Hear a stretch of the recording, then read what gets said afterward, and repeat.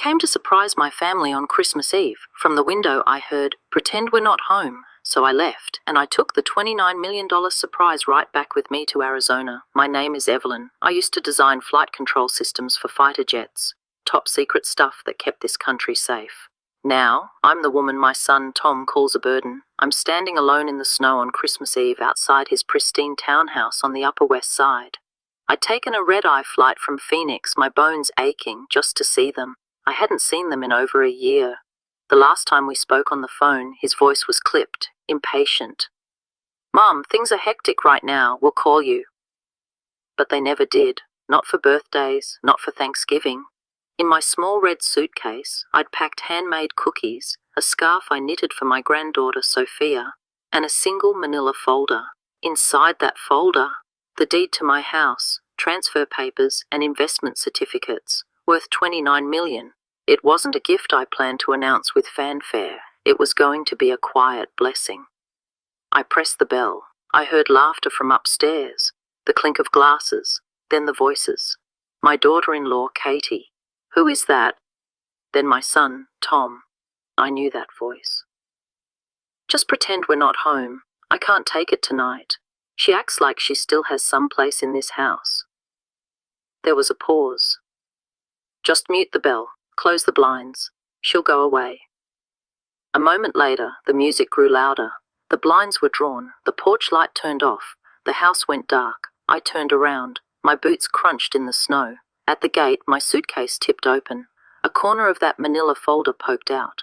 I knelt to close it, and I paused. That folder was meant to change their lives. $29 million, earned, invested, and protected by a woman they called irrelevant. They thought I was old, disposable, powerless, but they forgot something. The quietest person in the room is often the one who remembers everything. And I remembered it all. I remembered the sacrifices, the nights I stayed up until dawn, writing code back when computers filled entire rooms. I remembered carrying Tom to the hospital when he broke his arm. I remembered skipping meals so he could attend science camp. I thought he inherited my mind, my fire. I was wrong. He inherited my fire, but not my heart. They called me a burden. They forgot who built the bridge they walked on. I didn't cry. Tears are wasted on people who've already decided you're nothing. Instead, I went to a hotel near Central Park. I took that folder out, set it on the desk, and whispered to myself, "It's still mine, and now I get to decide what kind of legacy it will become." They never asked what I did before I was a mother. It was like I only began existing the day I gave birth. But I remember her. I remember me. I was 22 when I got into a classified government program in '62. Computational systems for military aircraft. I was one of only 3 women in the room not assigned to secretarial duty. My professors said, "She doesn't speak much, but when she does, you'd be wise to listen." I wrote my first flight algorithm by hand. We coded with punch cards, stacks of paper taller than we were. My math could make or break a jet's mission. 1 decimal off and a pilot was dead. I was precise, relentless. By 24, my work was in the early radar systems on US fighter jets, but no one would ever know. Secrecy was the job. Then I got pregnant. A man in a grey suit looked down at my swelling belly and said, "You'll need to step away. We'll reevaluate after the birth." They never did. My security access was revoked. My name was taken off the rosters. I was thanked for my service and told to be proud of being a mother, as if one role cancelled out the other. I left quietly. I didn't fight. There was no system for women like me to fight. I told myself, "It's okay. You'll raise him to carry the torch. He will know who you are." But he never did. When Tom was 3 months old, I was helping a neighbour's boy with a math competition, pretending it was a hobby. When he turned 1, I baked a cake with the same hands that once programmed the descent speed of an F-4 Phantom. I wrote hundreds of thousands of lines of code in my youth. After he was born, the only thing I wrote were grocery lists. No one ever asked if I missed it. My husband had a stroke at 50. I became his nurse. My mother-in-law developed dementia. I became her guardian. The house became a silent ward, and I was the quiet caretaker. When the school cut math classes, I pulled out my chalkboard from the garage and taught Tom myself. Night after night, I showed him how to break down algebra like a second language. He had talent. I thought he saw me. I thought he'd ask, "Mum, how do you know all this?"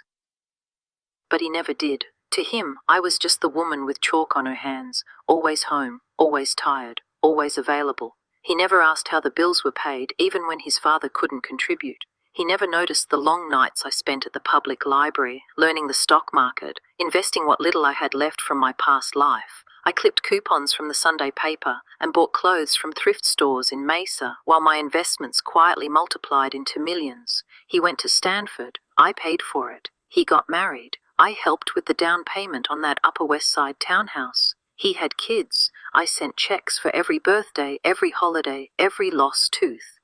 But when I spoke, it was always, "Thanks, Mom." And then back to their world.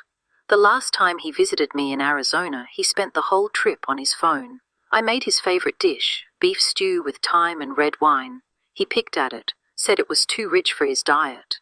When he left, he kissed my cheek and said, "Take care of yourself, okay? You're not getting younger." I nodded. I always nodded. I was the quiet mother, the unpaid provider, the forgotten genius. I don't resent him for not asking about my past. I resent that he never once believed there was one. And now he saw me as a burden. He thought I was there to cling to the past. He didn't realize I was the past he was trying to escape. He didn't know that the systems he now patents are distant echoes of the ones I helped create. But I know, I remember, and memory, when buried long enough, doesn't fade. It sharpens, it waits. 3 days after Christmas, I was in my hotel room. I felt a clarity, a cold, sharp purpose. I opened my old laptop, a folder labeled Trinity Archive. Scanned documents, memos, blueprints I'd drawn with my own hands, all from the 60s, all with my name, my calculations. And then I saw it, an equation I'd scribbled on the back of a sandwich wrapper. I recognized it because I'd seen it again, almost word for word, on a patent Tom had proudly shared in Forbes last year. He'd built his entire company on it, rebranded it, monetized it, without once mentioning me. He never asked how he knew what he knew. He assumed it came from talent, and maybe it did, but talent needs a foundation, and his foundation was mine. I found the contact for an old friend, Helen Morris. We'd met in '61. She was a science journalist now. I typed an email. "Dear Helen, I have a story, and this time I'm ready to tell it." I attached everything, the documents, the comparisons. I ended it with, "He took my work. My silence helped him build it. But now I'm done being quiet." I hit send. 48 hours later, Helen wrote back, "I remember you. This isn't just a story, it's history. Let's make it loud." The story went live on New Year's Day, front page of the science section. The mother of flight control, how a forgotten engineer was cut from her own legacy. Subheading: She designed it. He patented it. Now the truth is coming home. Within 24 hours, it had over 2 million views. The fallout was swift. Investors pulled out of Tom's company. She wrote the code trended for days. The US Patent Office announced a formal inquiry. He was summoned before a scientific integrity board for ethical violations and potential fraud. He issued a statement about admiring his mother's past and misunderstandings. It was too late. The genie was out of the bottle, and this genie wore glasses and carried blueprints. I didn't gloat. I didn't scream. I just smiled. The loudest revenge is the one whispered in proof, not rage. He had erased my name from his story, so I wrote it back in, one document, one equation, one headline at a time. Then, the invitation came, thick cream paper from MIT. They wanted me, 60 years later, to deliver the keynote address at the Women in Science Recognition Gala. I arrived in Cambridge. As I stepped onto the stage, the crowd rose. Behind me, projected 10 feet tall, was a black and white photo of that young woman with thick glasses at a chalkboard. Me. I spoke for 20 minutes. I spoke of silence, of motherhood and machines, of the cost of being brilliant and invisible. I didn't cry, I didn't accuse, I just remembered out loud. A week later, NASA called. They wanted to put my photo in their new Hall of Honor. They hung it beneath the words, "She calculated silence into history." Meanwhile, Tom's company collapsed. Lawsuits, depositions revealed emails where he'd referenced my work. He'd always known. He resigned, disappeared from the public eye. Then came the final twist. I'd used the fortune I once intended for him to endow a foundation, the Trinity Foundation, for new engineering research. His name appeared among the applicants. He'd submitted a proposal, desperate for funding. My board passed it to me. Under recommendation, I wrote one sentence. Rejected. Applicant does not meet the foundation's standard for academic integrity. It wasn't vengeance. It was simply truth. He had burned the bridge, and now he stood at the riverbank, wet matches in his hand, wondering why no one came to ferry him across. I never spoke to him again. But I heard from my granddaughter Sophia. She sent a letter. She said, "Grandma, I read about you in my science class. I didn't know you were so amazing." I wrote back, "Now you do." She sent a picture she'd drawn, a girl at a chalkboard, glasses on, hair up, smiling. I keep it in a frame by my bed. Some days I wonder what life would have been like if they'd just opened that door. But most days, I'm glad they didn't. Because when they shut me out, they set me free. And now my name is written where it always belonged, in history, in legacy. And this time, it will not be erased. This is Evelyn's story. But it's the story of so many women who were told to be quiet, to stay small, to stay out of the way. If you've ever been overlooked, underestimated, or forgotten, then you know this pain. You know what it's like to have your fire dismissed. Don't let another story like this go unheard. Subscribe True Grandma Tales right now. If you don't, who will be left to speak for the women the world tried to erase? Don't be part of the silence. Hit that subscribe button.